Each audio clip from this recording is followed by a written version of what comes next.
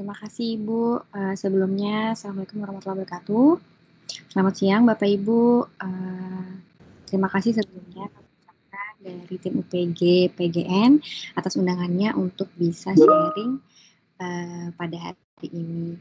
Perkenalkan, saya Roro Anggun, perwakilan dari UPG PGN yang akan menjelaskan sedikit mengenai pengendalian gratifikasi dan korupsi di PGN. Oke, langsung saja. Next.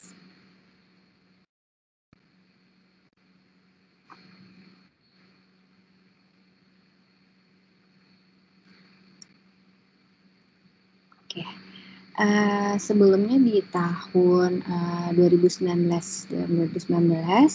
di kontrak kerja kami yang terbaru sudah yang terbaru dengan calon pegawai PGN itu kami sudah berusaha memasukkan klausul terkait penerimaan gratifikasi bahwa calon pekerja tidak boleh memberi dan menerima gratifikasi yang di-state di pasal 2, di mana ini juga ditandatangani oleh setiap calon pekerja dan oleh manajemen dari PGN.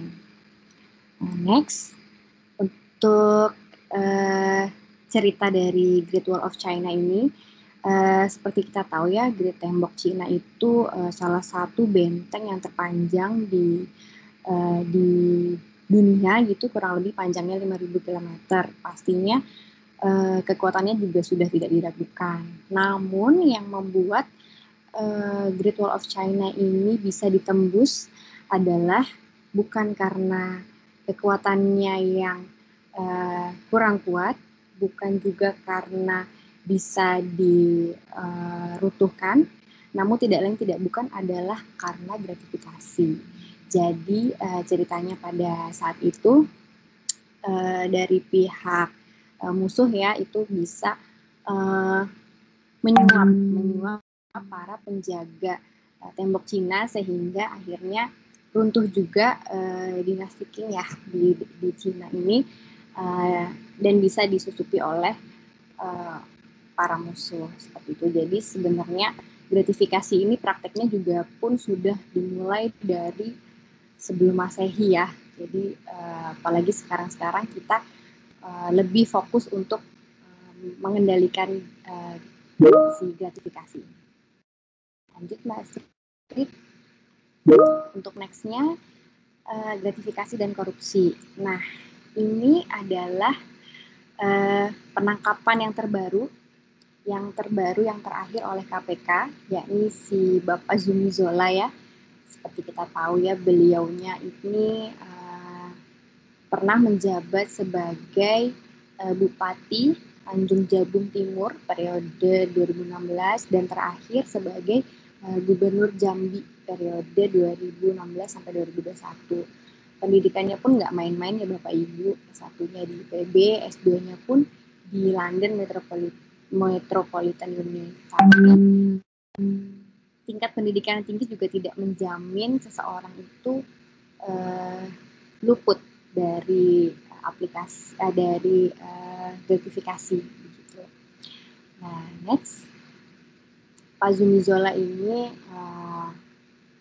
yang diterima, gratifikasi yang diterima oleh Pak Zumi Zola itu ada 40 miliar rupiah dan 177.000 US dollar beserta 1 unit Alphard ya.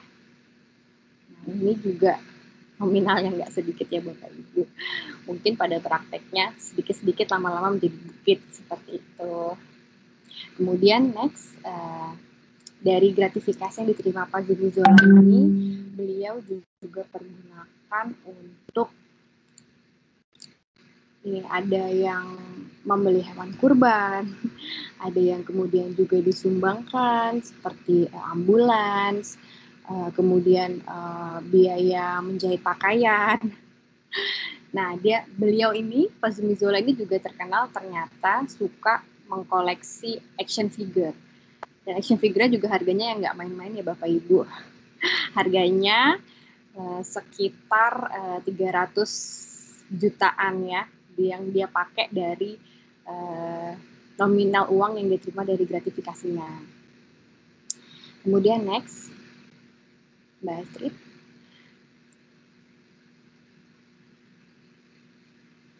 Ya, ini action figure yang tadi saya sebutkan ya Bapak Ibu. Nah, ini siapa lainnya yang ditangkap? Paling kiri itu ada Bapak Rudi Rubiandini ya. Beliau ini tadinya Profesor Doktor sebagai dosen juga di ITB, kemudian diangkat menjadi Kepala SKK Migas. Beliau tertangkap OTT di rumahnya. Kemudian ada juga Bapak Akil Mokhtar, yang kalau nggak salah sebagai hakim MK ya, dan beliau ini kayak satu-satunya sepertinya yang dihukum seumur hidup karena justifikasi mungkin karena beliau ini ya penegak hukum, jadi seharusnya ya penegak hukum itu yang membantu kita untuk meluruskan praktik-praktik gratifikasi, bukan malah memberi dan menerima gratifikasi. Terus itu ada lagi satu Ibu Angelina Sondah ya, Mbak Sri bisa di next, itu ada Ibu Angelina Sondah juga. Beliau ini praktiknya tertangkap di Hambalang, ya Hambalang. Kalau yang mengikuti beritanya mungkin familiar dengan apel ya Bapak Ibu, apel Washington dan apel Malang gitu ya. Kalau apel Washington itu untuk US dollar, kalau apel Malang itu untuk rupiah gitu ya. Walaupun saya juga suka makan apel, tapi nggak dapet tuh dolar sama rupiah. Oke, next Mbak Astrid. Sebenarnya di gratifikasi ini Bapak Ibu ada 3 poin utama. Nah, yang pertama ini penerimaan gratifikasi. Penerimaan gratifikasi ini macam-macam bentuknya, bisa dalam bentuk uang, barang, fasilitas, diskon, dan sebagainya. Kemudian poin 2, gratifikasi ini sebenarnya adalah poin yang baik gitu ya. Namun gratifikasi ini bisa dianggap suap apabila diperoleh dari pihak yang memiliki hubungan jabatan dengan penerima. Jadi ada konflik of interest gitu antara pemberi dan penerima. Dan penerimaan gratifikasi ini juga berlawanan dengan kewajiban dan tugas dari si penerima. Nah, untuk batas waktu pelaporan ke KPK itu ada 30 hari kerja. Ada 2 opsi Bapak Ibu. Bapak Ibu bisa langsung melapor ke KPK, ya ini batas waktunya 30 hari kerja. Nah, per 2019 ini juga sudah digunakan aplikasi online oleh KPK, namanya Goals, untuk melaporkan segala gratifikasi baik yang diterima secara terpaksa maupun yang Bapak Ibu tolak langsung. Nah, apabila Bapak Ibu tidak familiar jika langsung melapor ke KPK, Bapak Ibu bisa melalui IPG kami di Internal Audit Division. Nah, ini masa berlakunya adalah 7 hari kerja. Jadi jika Bapak Ibu menerima gratifikasi, jika melalui langsung ke KPK, masa aktifnya adalah 30 hari kerja. Jadi sejak diterimanya gratifikasi Bapak Ibu, batas waktu maksimal pelaporan adalah 30 hari kerja. Namun jika melalui UPG di internal audit, batas waktu pelaporannya adalah 7 hari kerja dari masa penerimaan dari penerimaan gratifikasi Bapak Ibu. Next, Mbak Astrid.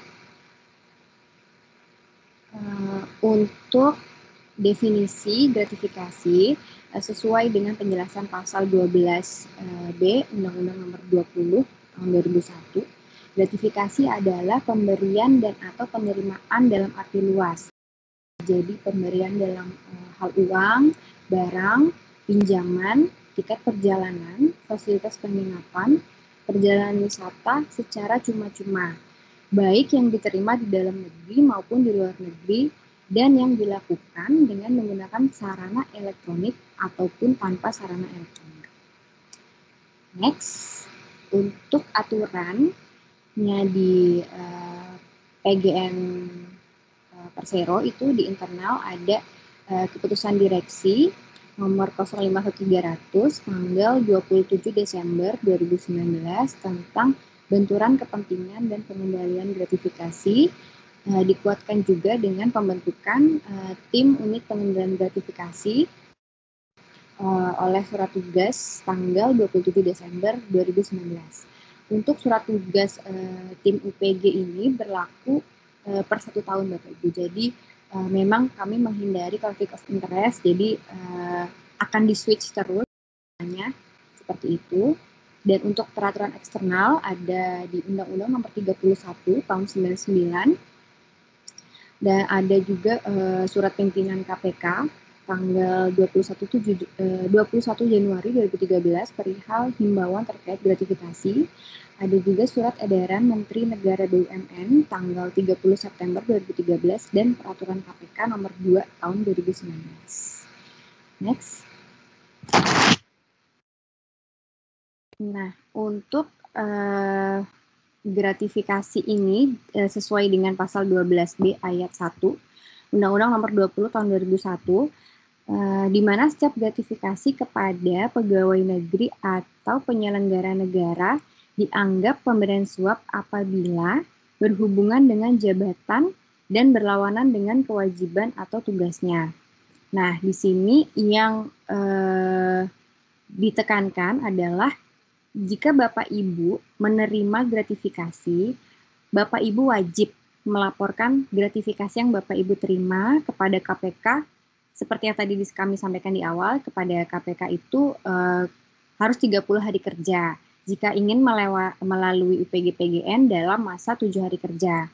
Nah, ketika Bapak Ibu sudah melaporkan gratifikasi yang Bapak Ibu terima, itu akan menggugurkan, menghapus ancaman tuntutan pidana yang kelak akan semisal akan Bapak Ibu terima. Sebagai contoh, semisal saya menerima gratifikasi, kemudian saya anggap, oh sepertinya nggak terlalu material, tapi saya nggak melaporkan. Di kemudian hari, ternyata gratifikasi yang saya terima ini berdampak kepada kerugian negara yang cukup materialistis. Nama saya ada, terus ditelusuri apakah saya sudah melapor ke KPK terkait gratifikasi yang saya terima. Ternyata saya tidak melapor kepada KPK terkait gratifikasi tersebut. Nah, itu saya bisa mendapat tuntutan pidana karena dianggap saya tidak melaporkan gratifikasi yang diterima, walaupun saya tidak ada kepentingan, saya juga tidak menggunakan jumlah nominal yang diberikan, tapi tetap saja Bapak Ibu akan dapat terkena tuntutan pidana. Jadi memang dalam pasal 12C ini ditekankan bahwa Bapak Ibu harus melaporkan setiap gratifikasi yang Bapak Ibu terima. Untuk unsur-unsur gratifikasi yang dianggap suap, nah ini diatur ada poin 1, yakni penerimaan gratifikasi, poin 2 subjeknya, itu pegawai negeri atau penyelenggara negara. Kemudian berhubungan dengan jabatan dan berlawanan dengan kewajiban atau tugasnya. Nah, yang poin terakhir ini yang tidak melapor ke KPK seperti yang sudah saya jelaskan sebelumnya. Next, Mbak.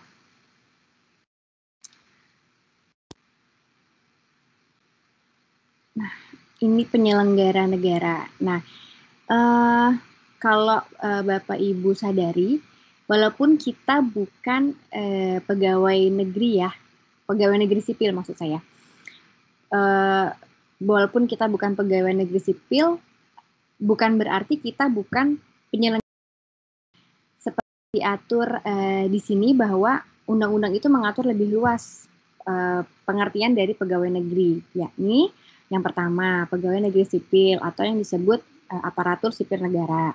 Kemudian pejabat publik atau pemangku jabatan, yaitu orang yang memegang jabatan atau profesi yang diangkat oleh instansi umum atau kekuasaan negara. Kemudian yang poin B, orang yang memangku jabatan umum. Yang poin C, orang yang melakukan tugas negara atau sebagian tugas negara. Kemudian poin 3, orang yang menerima gaji atau upah dari keuangan negara atau daerah.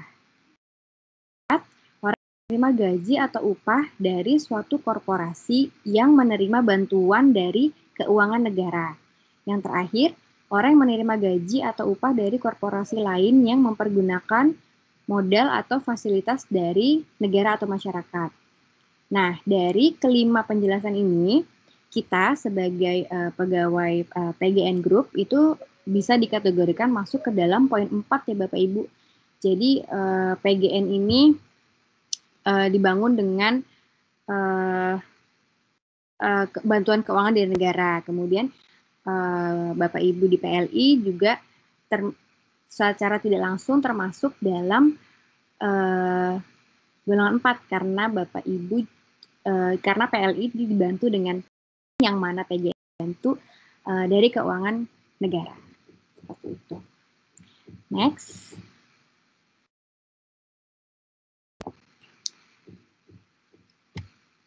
Nah, untuk berdasarkan Undang-Undang Nomor 31 Tahun 1999, ada 7 klasifikasi yang bisa dikatakan korupsi Bapak Ibu. Salah satunya adalah gratifikasi, di mana gratifikasi ini memang yang menjadi sorotan dalam yang menjadi paling sorotan dalam praktik kita bekerja sehari-hari.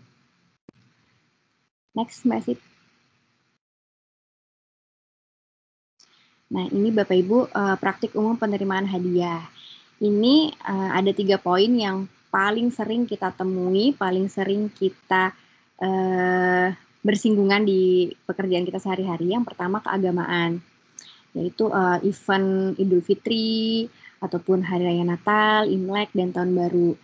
Ini seringkali momen ini menjadi disalahgunakan oleh sebagian orang untuk melakukan gratifikasi dengan justifikasi bahwa bingkisan ini dalam rangka untuk menyambung tali silaturahmi dalam rangka Idul Fitri, Natal, maupun Tahun Baru. Nah, di PGN pun dalam rangka keagamaan ini, kami setiap event Idul Fitri, Natal, Tahun Baru ini memberikan sosialisasi kepada para pegawai dan juga penerima resepsionis di PGN bahwa ketika ada paket yang mengatasnamakan untuk pegawai PGN Group, begitu ya Bapak Ibu, itu kami sediakan stiker dari unit pengendalian gratifikasi. Nanti dari resepsionis akan menempelkan stiker tersebut di paket yang ditujukan kepada para pegawai.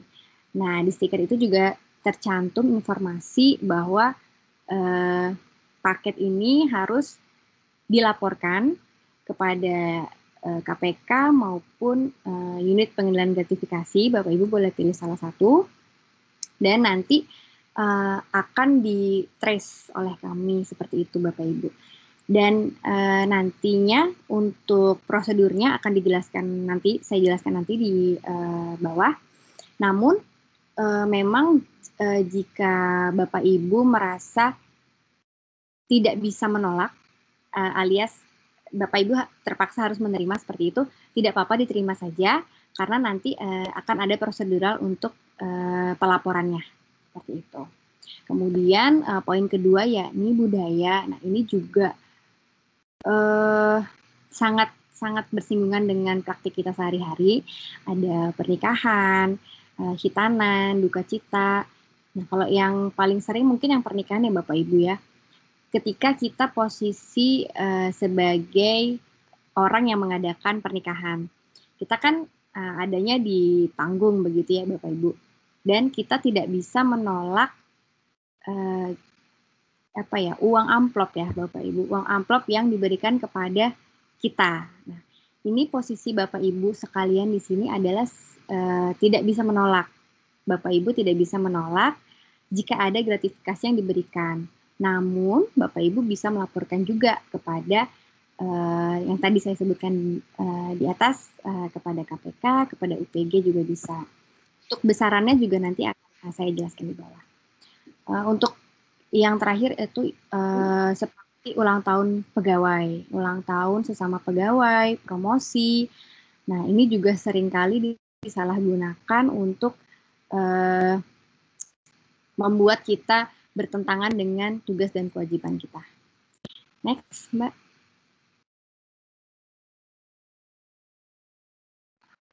Sebenarnya nih Bapak Ibu, kalau Bapak Ibu sadari ya, sebenarnya dari perilaku gratifikasi ini, gratifikasi yang dianggap suap, yang sudah tertangkap oleh KPK itu memang praktik-praktik yang sudah menjadi kebiasaan. Jadi sudah biasa, jadi merasa tidak apa-apa dan merasa itu hal yang wajar dan normal gitu. Jadi memang agak susah ya Bapak Ibu ya kalau ngomongin kebiasaan, tapi memang kita kembali lagi kepada praktiknya. Kita ada UPG, tim UPG yang bisa membantu Bapak Ibu untuk melaporkan gratifikasi bisa. Kami juga sebagai konsultan untuk Bapak Ibu jika ada yang ingin berkonsultasi kepada kami juga bisa. Seperti itu. Next, Mbak Astrid. Nah, ini Bapak Ibu, perlakuan terhadap gratifikasi. Seperti yang tadi saya contohkan di awal, itu ada 2 perilaku Bapak Ibu. Bapak Ibu bisa menolak dan menerima. Kita bahas untuk yang menolak dulu. Bapak Ibu, jika diberikan gratifikasi, Bapak Ibu bisa langsung menolak. Ini jika gratifikasi yang diberikan langsung. Dalam contoh, sebagai contoh, misalkan saya kepala proyek suatu proyek gitu. Kemudian oleh vendor saya langsung diberikan seperti kupon belanja sebesar 2 juta. Nah, karena yang memberikan adalah pihak langsung yang akan memberikan gratifikasi, saya bisa menolak. Saya bisa pemberian gratifikasi tersebut. Namun, apabila dalam contoh misal dalam hal perkawinan yang tadi saya jelaskan, ketika Bapak Ibu ada di pelaminan gitu ya, ada sedang mengadakan acara hajatan gitu, Bapak Ibu kan nggak mungkin bisa ya menolak gratifikasi karena posisi Bapak Ibu juga ada di pelaminan, yang pemberi gratifikasi juga kita belum tentu tahu, besarannya juga kita belum tentu tahu, tapi Bapak Ibu kan dalam konteks ini berarti menerima ya. Jadi Bapak Ibu tidak bisa menolak. Nah, kalau Bapak Ibu tidak bisa menolak, itu ada 2. Wajib dilaporkan ke KPK dan tidak wajib. Yang wajib dilaporkan ini nantinya oleh KPK akan direview apakah barang atau nominal ini bisa dianggap sebagai milik negara, yaitu gratifikasi yang berhubungan dengan jabatan dan bertentangan dengan tugas, atau barang atau nominal ini milik penerima, tidak berhubungan dengan jabatan dan tidak bertentangan dengan tugas dan kewajiban. Nah, untuk yang menerima ada yang wajib dilaporkan dan tidak wajib. Tidak wajib ini seperti contohnya bersifat umum ya Bapak Ibu. Jadi misalkan Bapak Ibu ikut suatu seminar, Bapak Ibu dapat cenderamata seperti itu ya, cenderamata berlaku karena Bapak Ibu mengisi kelas seperti itu. Nah, Bapak Ibu mendapatkan cenderamata yang Bapak Ibu peroleh dengan Bapak Ibu mengisi kelas. Jadi ada effort yang Bapak Ibu lakukan, ada effort lebih yang Bapak Ibu lakukan seperti itu. Nah, kemudian untuk door prize juga ini tidak wajib dilaporkan ke KPK. Jika Bapak Ibu mengisi kelas, mengajar gitu ya, Bapak Ibu kan menerima honor tuh, nah itu juga nggak wajib dilaporkan. Dan jika Bapak Ibu mengikuti olimpiade turnamen seperti itu, Bapak Ibu menerima souvenir, nah itu juga tidak wajib dilaporkan kepada KPK.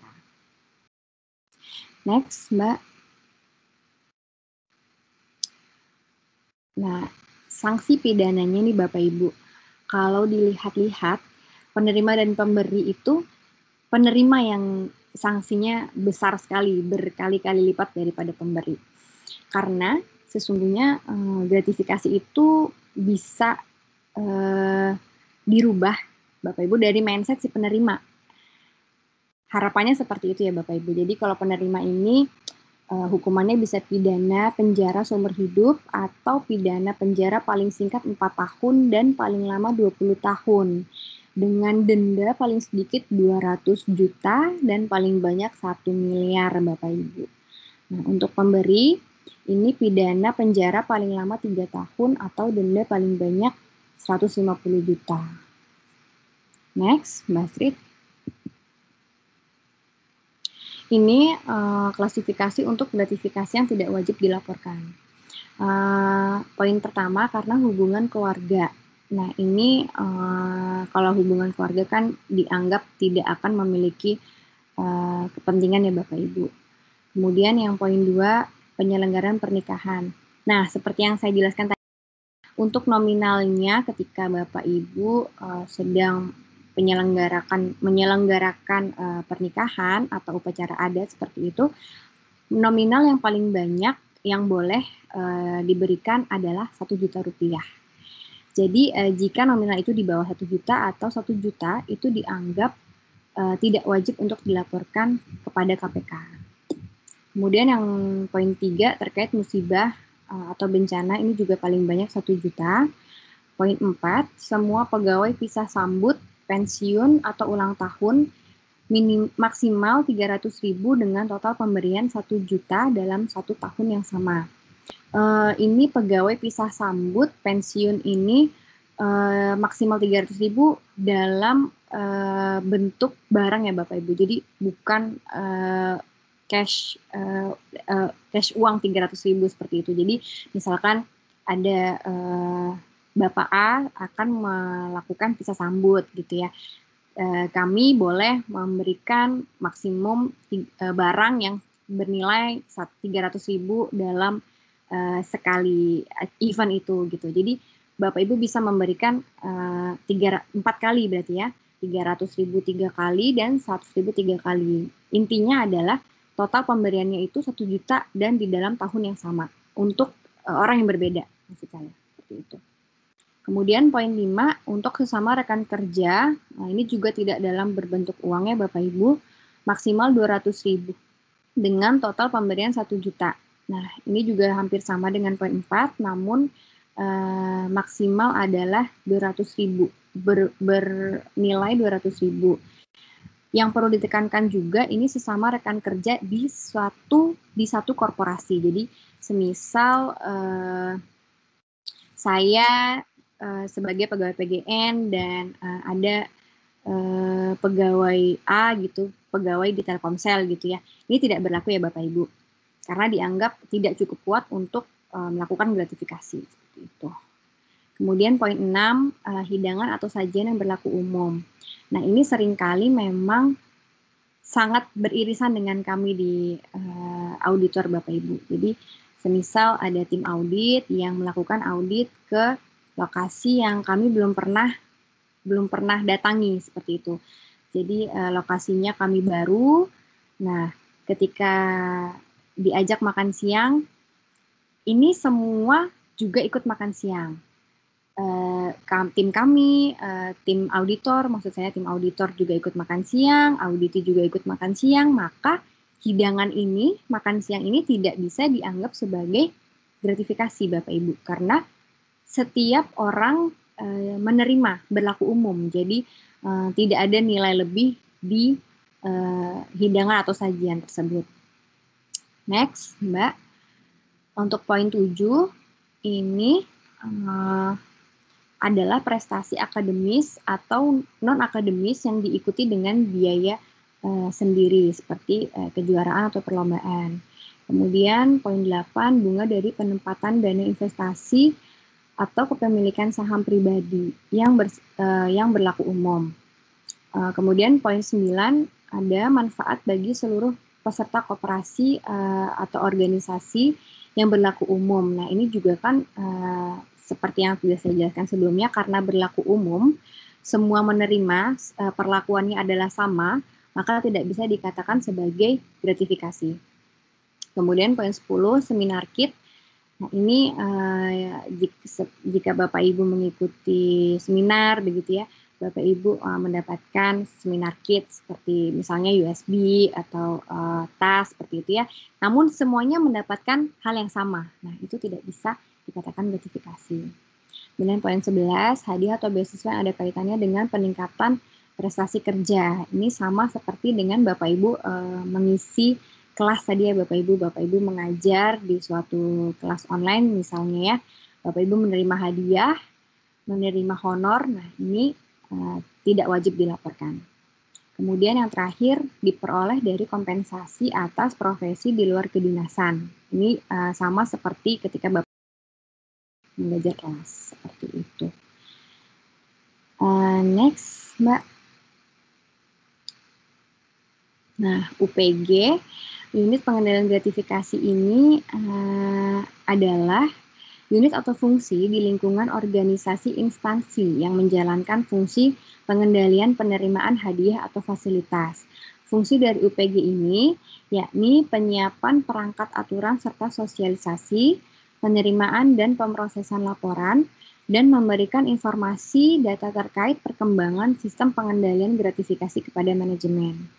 Jadi apabila Bapak Ibu menerima gratifikasi dan memilih melaporkan melalui tim UPG, nantinya kami yang akan memberikan informasi dan update terkait gratifikasi tersebut kepada manajemen. Apakah gratifikasi tersebut nantinya akan menjadi milik negara? Apakah gratifikasi tersebut nantinya akan menjadi milik penerima? Seperti itu. Next. Nah, ini prosedur pelaporan gratifikasi, Bapak Ibu. Jadi ketika Bapak Ibu menerima gratifikasi, Bapak Ibu mengisi formulir yang disediakan di tim UPG pun ada, kemudian menyampaikan ke kami, bisa melalui Internal Audit Division di Geraha PG Lantai 3, atau bisa menyampaikan langsung ke KPK, bisa melalui aplikasi Goals. Kemudian nanti dari jika melewati kami akan sampaikan form tersebut ke KPK. Nanti KPK akan mengklarifikasi apakah barang tersebut bisa dikatakan milik negara atau nantinya akan menjadi milik penerima. Ini ditetapkan melalui surat keputusan. Nanti KPK akan menerbitkan SK penetapan terkait gratifikasi Bapak Ibu yang nantinya akan dikirimkan ke Bapak Ibu jika melalui Goals atau dikirimkan ke tim UPG PGN. Nah, nanti baru Bapak Ibu bisa menyerahkan barang atau uang tersebut ke alamat yang sudah ditujukan oleh KPK. Seperti itu. Mungkin seperti itu ya, Bapak Ibu, penjelasan singkat dari kami.